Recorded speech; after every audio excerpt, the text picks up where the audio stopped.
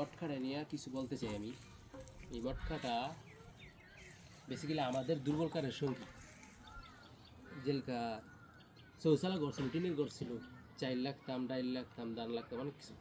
তো এই মটকাটার সাথে আমার কেলে লেগে মনে হয় যে এই মটকাটার সাথে আমাদের গ্রামীণ একটা কোনো কিছুর সাথে জড়িত আছে। কীরকম যে আমাদের বাংলাদেশে প্রায় প্রায় ফ্যামিলির মেয়েদের 4টা ছেলে থাকে। 4টা ছেলের মেয়েদের বড় ছেলেটায় যখন সর্বপ্রথম বড় ছেলেটায় ফ্যামিলিটা চালায়, এই যেভাবে কামে রোজগার কইরা, আর ছোটো ছেলেগুলো সবটি ছোটো। যখন বড় ছেলেটা বিয়ে শাদী করে লায়, বড় ছেলেরা দুই তিনটা বেবি হয়ে জায়গা, বাচ্চা হয়ে জায়গা। তো এই বড় ছেলেটা বয়স্ক হয়ে জায়গা, তার কোনো কাম করা এরকম একটা পাওয়ার থাকে না, শরীরের মধ্যে এনার্জিও থাকে না।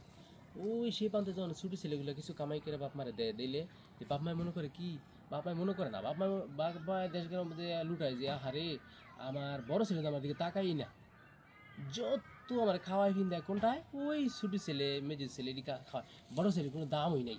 আহে রে, বড় ছেলে আমার তাকাই না। তো এটা না, ওই যে আগে যে 20 থেকে 25 বছর এই যে বড় ছেলে কামাই কইরা বাপ মারে ফালছে, এমনকি ছোটো ভাইদেরকে ফালছে, বাড়িটা চেঞ্জ করে বড় ছেলেরা হিসাব করতে গেলে।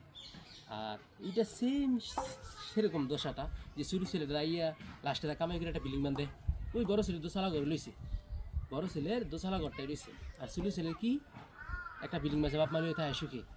এখন কি আর বড় ছেলে বিল্ডিংয়ে যাওয়ার যোগ্য? এইটাও তো এরকমই, এটাও দুর্ভোগের সঙ্গী। কিন্তু এখন কি আর বিল্ডিংয়ে যাইব? বিল্ডিংয়ে তো আর যাইলে পরিবেশটা নষ্ট হয়ে যাবে, বিল্ডিংয়ে গেলে কিন্তু পরিবেশটা নষ্ট হয়ে যাব।